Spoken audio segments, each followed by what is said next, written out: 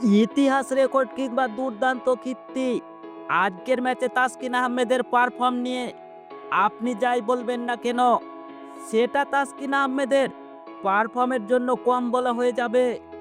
কেননা টি-20তে এক ম্যাচে 7 উইকেট, তাসকিন আহমেদ সব সময়ের জন্য সেরা, সেটা তিনি আবারও প্রমাণ করলেন। তাই তো এনামুল হক বিজয় বললেন, ভয় পাইছি রে তাসকিন।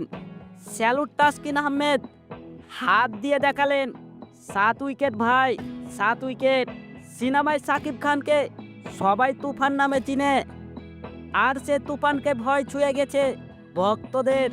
কিন্তু তুফানকে এবার ভয় দেখিয়ে দিলেন তাসকিন আহমেদ। ঢাকার বিপক্ষে আজকের ম্যাচে তুলে নিয়েছেন 7 উইকেট।